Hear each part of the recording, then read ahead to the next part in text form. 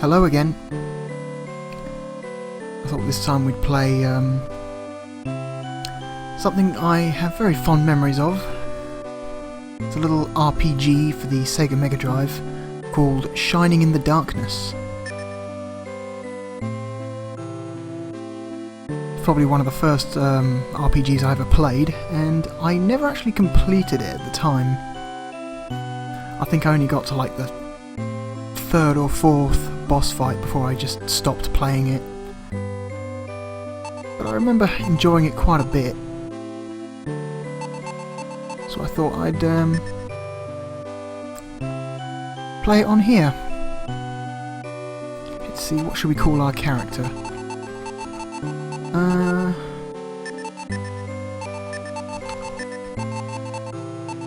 There we go, that sounds good. So, Shining in the Darkness is a first-party game for the Sega Mega Drive. It's the first game in the Shining series, which is a franchise of Sega RPGs, which isn't really all the rage these days. It was quite a big series in the early and mid-90s, but it's kind of fallen on hard times since the end of the Saturn era.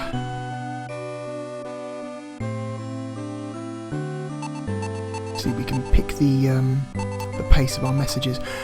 I don't know who in their right mind would ever pick slow. Basically, this option determines how quickly text appears on the screen. We want it to appear very quickly.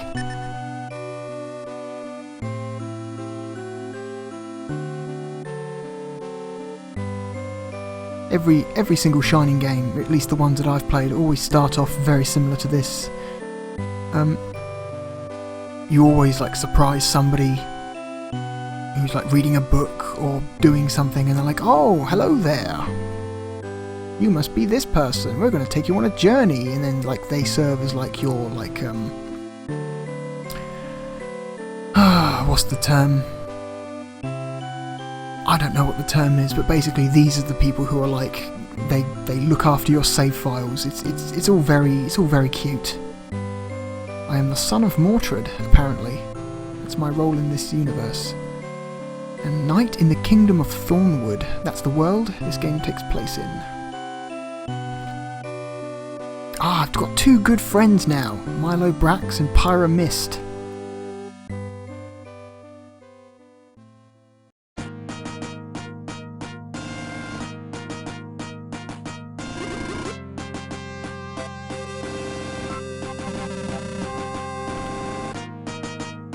That's me.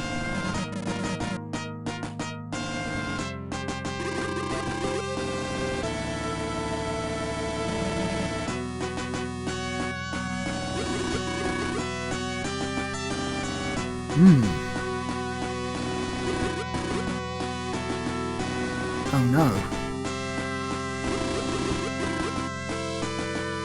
Dad's gone missing, apparently.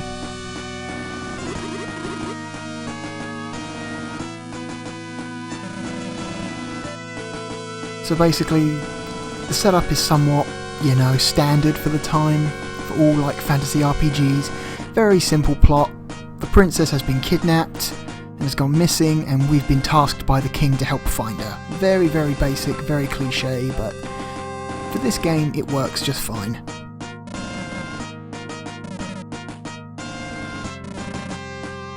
So Tristan's that dude on the far right with the gold armour. I assume he must be like captain of the guard or something. King's bodyguard or something.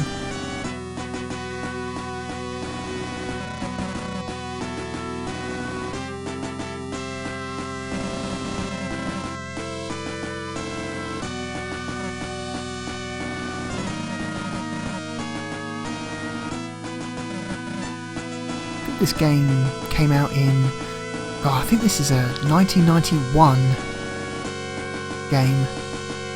So when this game came out, I was probably 4, possibly 5 years old at this point, depending on what time of the year it came out. Of course, I didn't play it when I was 4 or 5. I played this a couple of years later. I think I was about 7 or 8 when I played this, so I would have been a little bit too young to play it when it first came out.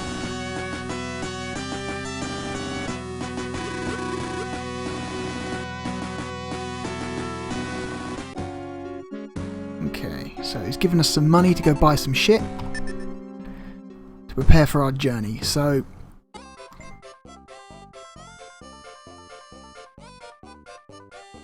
you don't have to buy a weapon because you do start with one. I'll show you. So you start with a bronze knife and a woven robe. Two of the basically the lowest quality items in the game.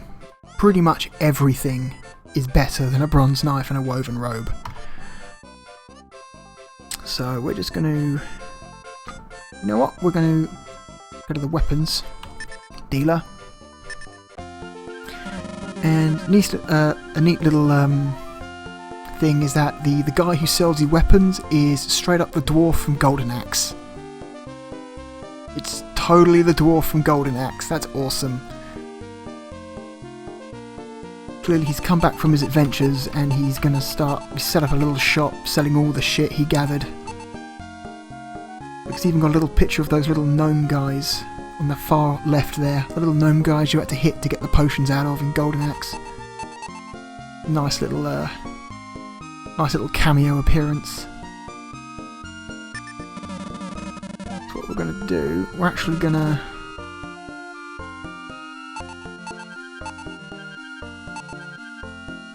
sell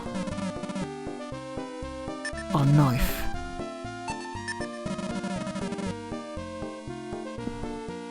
And gets jolted. And he gets moved over to the left there. That's why he does that stupid face. It's not because he's doing something random, it's just...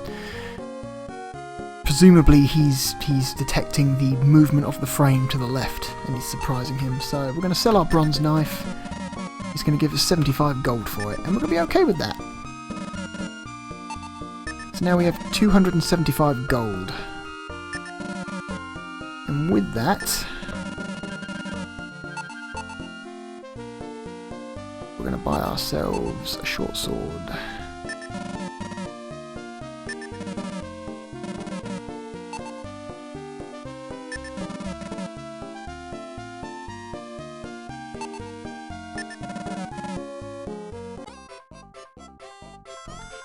And then we're going to go to the right, past the tavern, to the armourer and the alchemist. And we're just going to go to the alchemist here. I want to buy something from her. I'm going to buy a herb.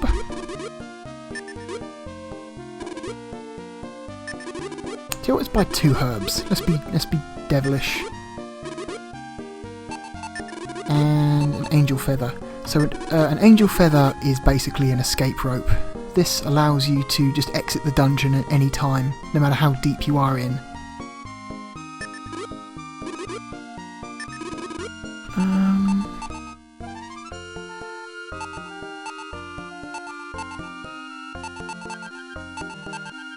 Tell you what, let's just buy 2 more herbs. We're going to need them.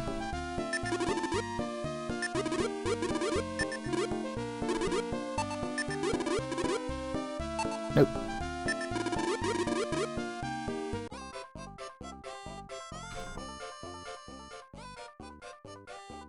Alright, so now we've got some stuff. Let's head back to the castle. Also, Shining in the Darkness not only is the first Shining game, but it starts off the long tradition of adorable menu animations. That little guy flexing his muscles. Look at him go. I love these little menu animations. Tons of character. What this game lacks in complexity, it more than makes up for in charm. Yo, King.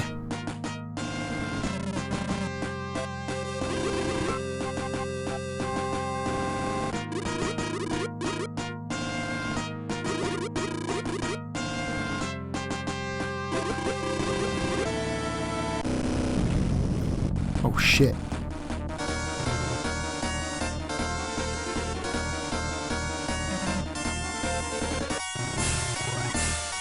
Dark Sol. Come to rule. Ah.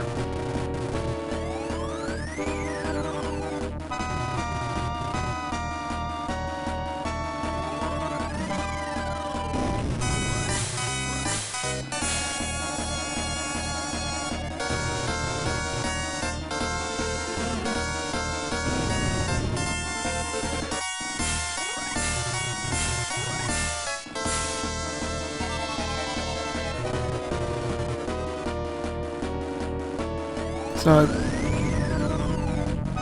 if you haven't guessed, Dark Sol is the main villain of this game.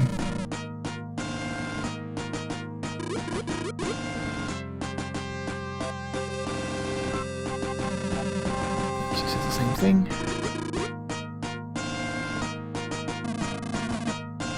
Thanks, Viren. Don't see you helping, asshole.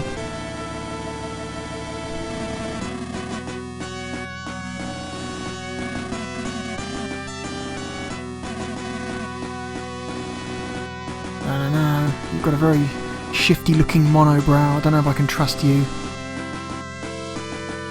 Never trust anyone with a monobrow.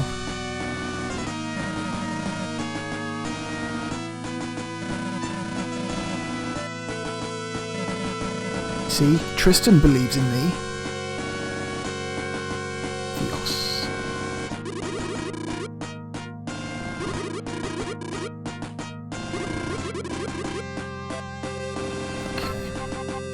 Pretty much all they have to say. By order of the king, Sir Blue may henceforth enter the labyrinth. The labyrinth is the basically this game has one dungeon. This game has a single dungeon. It is a massive dungeon with many levels, but it is just the one dungeon. It's this building over here on the left. This blue castle looking thing. You basically spend the entire game working your way to the very top of that place. So let's look around the town a little bit more. So we've been to the weapons dealer. The tavern is usually a good place to find out hints and tips.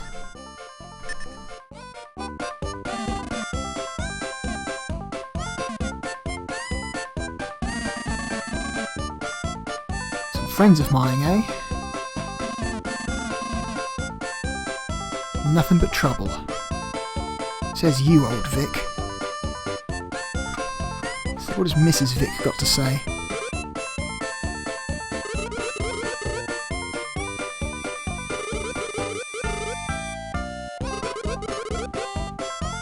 Oh, thank you, Mrs. Vic.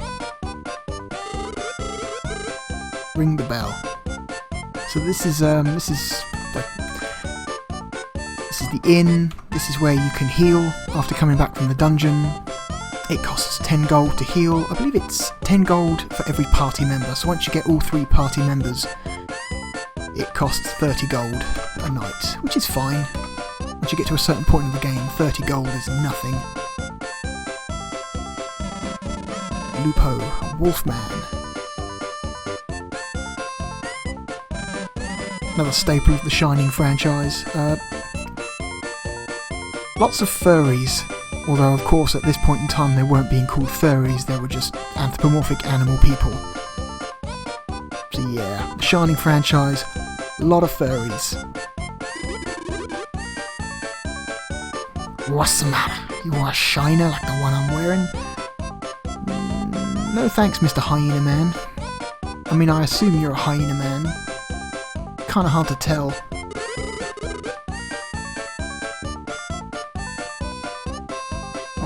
Little gnome back here called Tack. Adorable little gnome.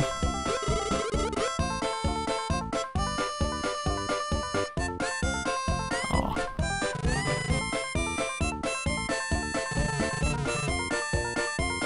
Oh. Norm's kind of the down on his luck guy.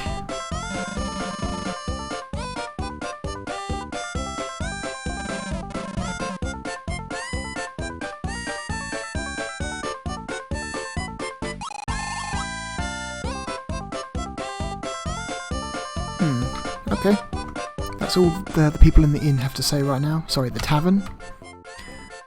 So you haven't been to the armourer yet. The armourer is pretty much the same thing as the weapons dealer and the alchemist. Except this guy specialises in, you guessed it, armour and shields. We can't afford to buy any right now, but we can have a quick look. Of course, all his armour is divided into four categories. The reason he's got a weapon slot here is because he sells sub-weapons, weapons that can be equipped in your shield arm, which is a good thing. So you can you can balance whether you want extra defense with a shield or extra attack with a sub-weapon. Nice little trade-off there. Not right now, but trust me, once I get paid, I'll be coming back.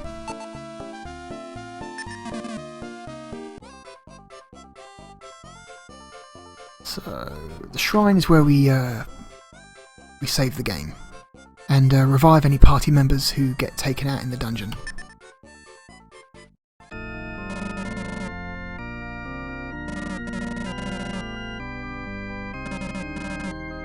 Nice, like, non-specific religion.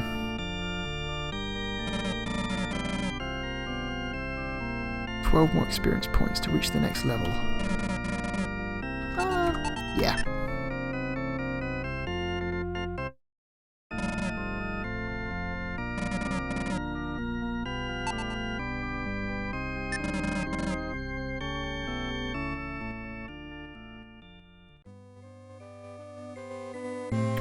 Oh crap, did I just quit? Whoops.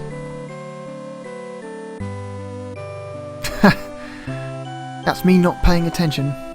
Bollocks.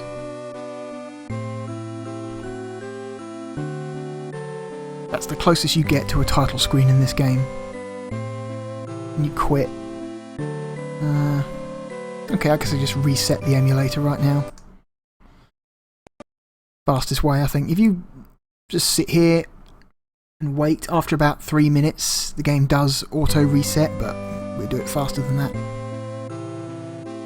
We're going to continue.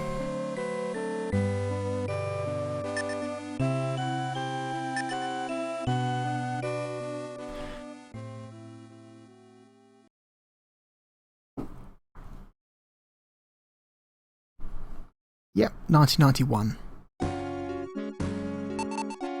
Let's just go straight to the labyrinth.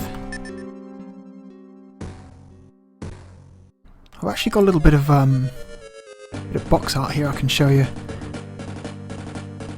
There we go. That's the whoops, didn't do that. Fucking OBS. No, here we go. Alright. It's all good. It's all good. So that there on the right is the box art for the game in Europe. The North American box art was pretty much identical, just replaced the Mega Drive logo with a North American Genesis logo, and that's pretty much the North American box art.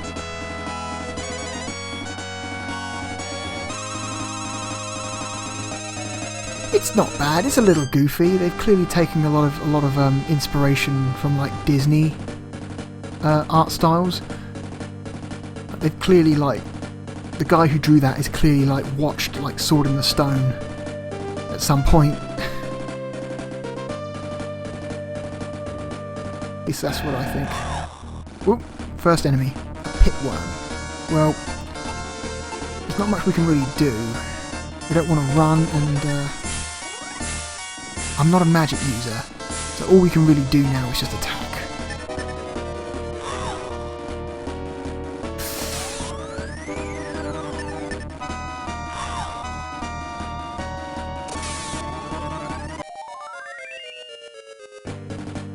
One XP. It's kind of messed up.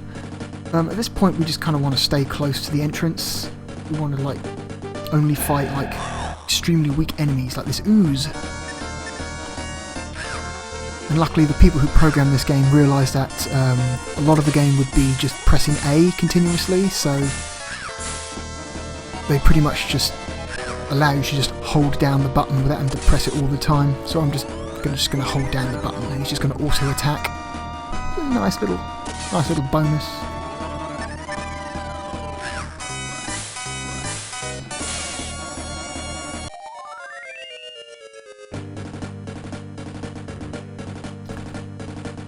So let's swap over to the Japanese box art, which is a little bit different.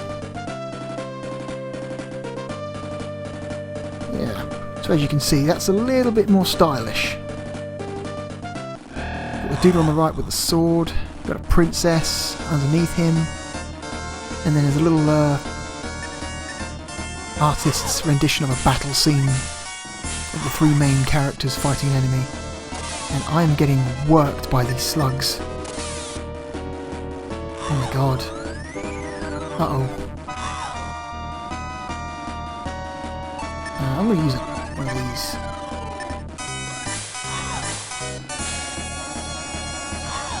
Huh! I'm dead.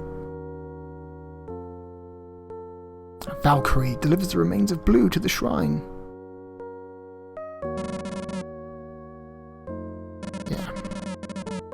Luckily, this is a JRPG which is somewhat more forgiving than most JRPGs of the time. It doesn't just, if you die, it doesn't just immediately dump you to the title screen. Is what most JRPGs did. Like, most notably Final Fantasy would just be like, oh, you died? It doesn't matter that it's been 30 minutes since you last saved. Fuck you, we're dumping you at the title screen. This game is somewhat quite lenient. It sends you back to the shrine without any loss of experience points. However, they do take half of your gold when you die, which is not a particularly harsh punishment.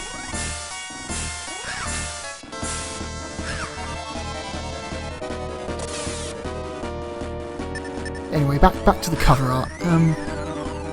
Yeah, I kind of prefer the Japanese cover art. It's just so much more stylish and less goofy looking than the European and American cover art.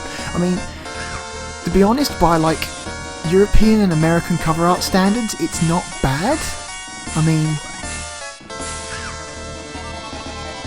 that is actually kind of half decent compared to some other cover art I could mention. Especially in the Shining series. Like, Shining Force 1 kind of looks... It's okay. You know? Like, as you can see, like, the Shining in the Darkness cover art, like, the guy who, like, made that clearly made an effort to, like, make the characters look like they look in the game. Whereas...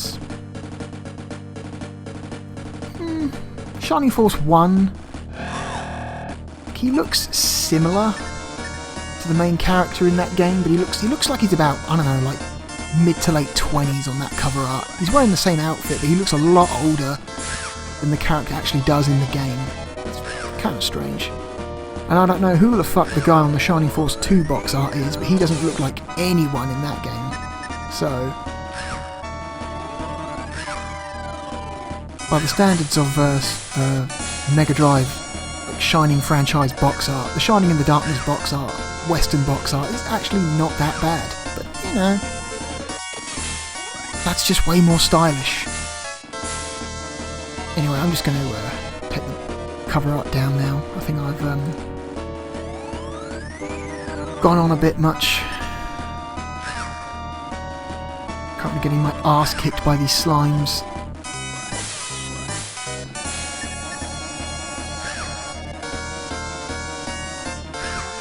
God. Oh, critical hit.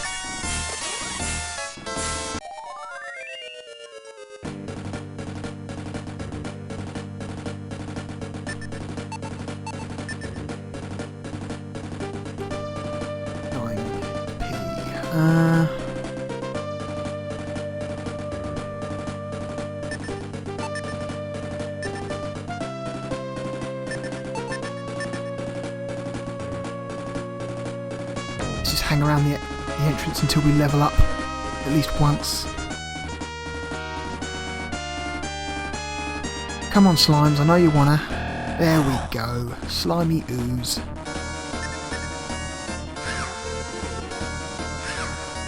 You don't actually get your other two party members in this game until after you've beat the first boss, which is a little bit harsh.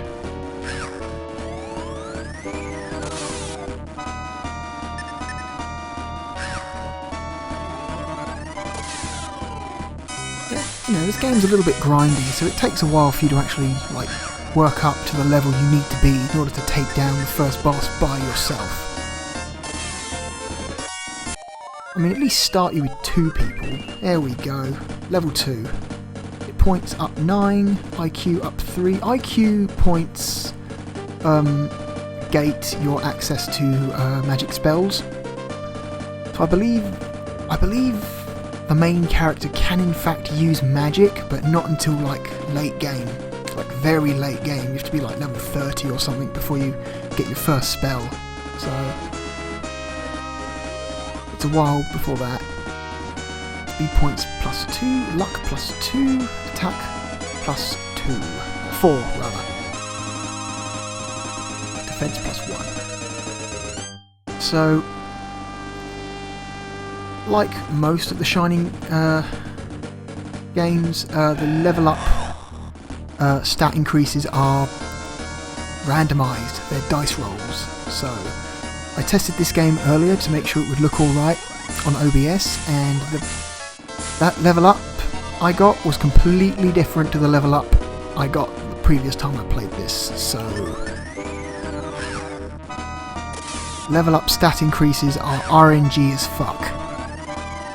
Completely randomised. And that's something that a lot of people dislike about the Shining series. They like standardised, guaranteed stat increases, like Dark Souls. Dark Souls is an example of an RPG that has standard, like guaranteed stat increases. You put a certain amount of points into a stat, it gives you a certain amount of points back. This game, not so much. It's all dice rolls. So, if you get lucky, you know, you won't have to grind as much, but if you have bad luck, you're going to be spending more time. I don't mind it so much, I'm used to it. Okay.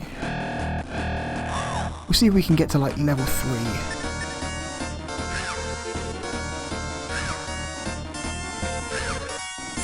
All 3 of them missed.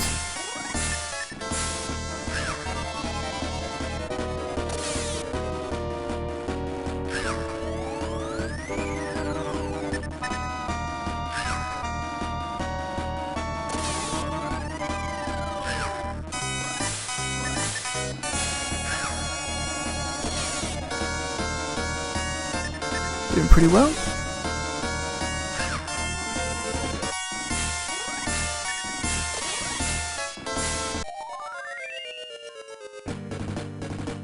Found a herb.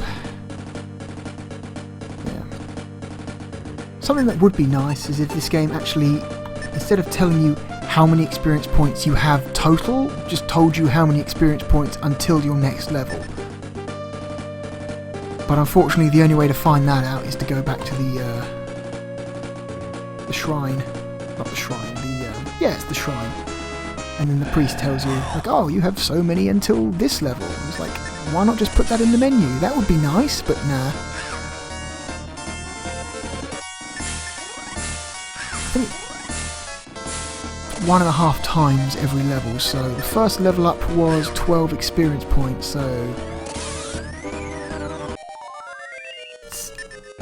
next level would be 18.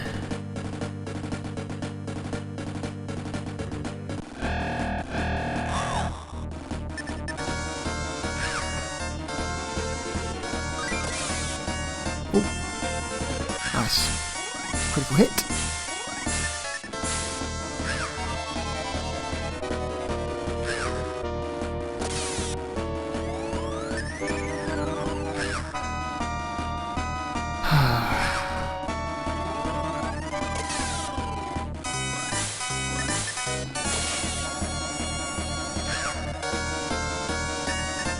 Come on.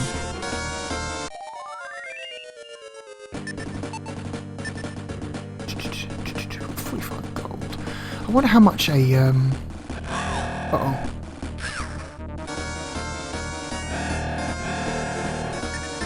I wonder how much the cheapest helm is.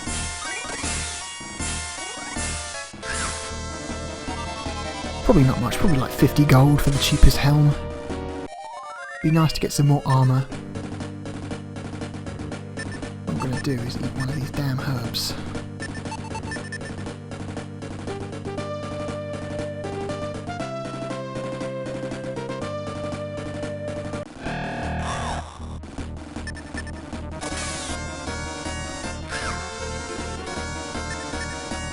Yeah, early game is a little bit dull. Not really until you start leveling up a bit more and you get your party members does the combat in this game actually like become interesting. The first hour or so is kinda dull, even by first person dungeon crawler standards.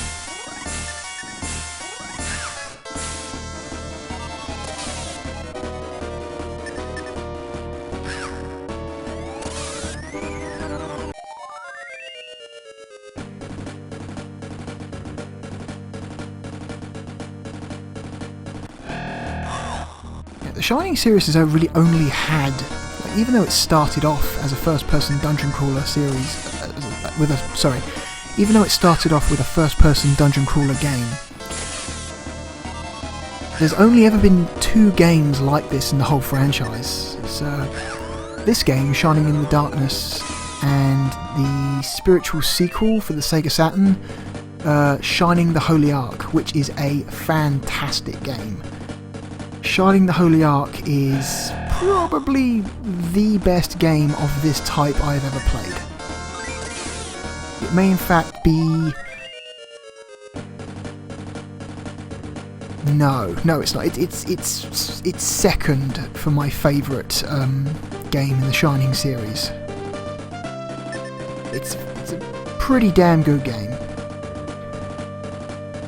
If you think you fancy playing a dungeon crawler RPG and you're not too averse to the sight of Sega Saturn graphics, Shining the Holy Ark is a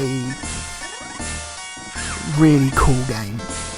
Kind of difficult to get a hold of. It's kind of rare in both Europe and America, so getting hold of a physical copy might be tough. But you know, if you can find a way to play that game, I would totally recommend it.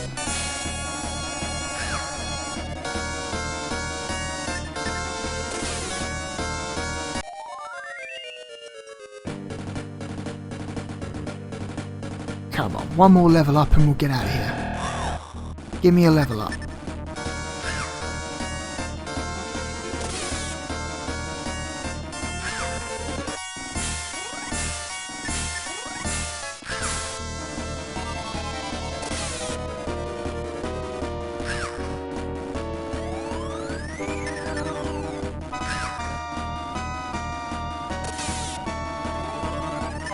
Oh my god, come on. Yes! Okay, there we go.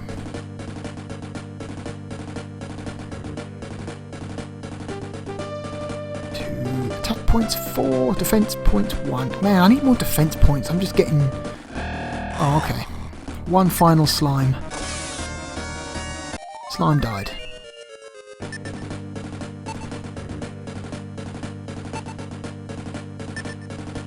How much gold? I've got 73 gold. That should be enough for a helm of some kind. Let's get out of here. We're close enough to the entrance that we don't really need to use the angel wing.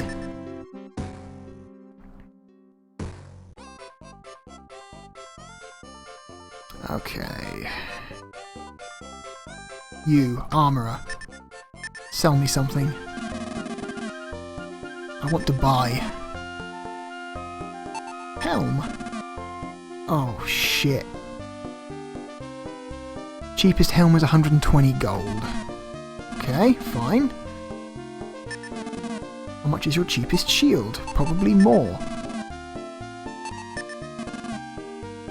120. Okay, it's a little bit cheaper, but... Okay, just for shits and giggles, how much is the next armour set up? Oh, 80. Which is actually worse than the robe I've got right now. I can't even afford the one that's worse than the one I'm currently wearing. Huh. Next one, I believe, is 250. Yikes. Man, that chainmail. Do with some chainmail. No. Sorry. No. Sorry. Well...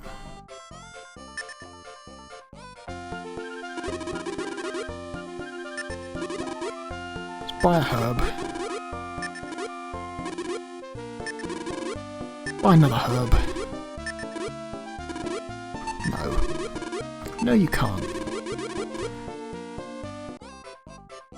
Right. Let's go to the tavern and heal up. Because I believe it's actually cheaper. A herb is 15 gold, but healing at the tavern is 10, so it's cheaper. Looking for a room? Yeah. Good night. Thank you, pixelated anime girl.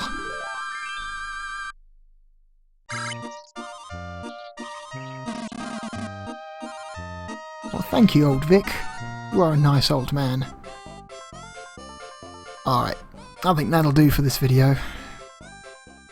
Go to the shrine.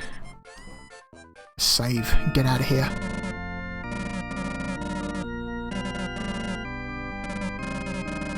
$31 more experience points to reach the next level. Yes, please.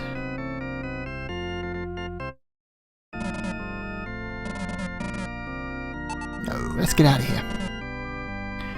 Right, there's no set schedule for this video series, so if I decide to do another one, I don't know when it'll be up. Maybe I'll do 2 a week, maybe I'll do 3, maybe you won't see an update for 2 weeks. That tends to be how I go. The Broken Sword Let's Play is anything to go by.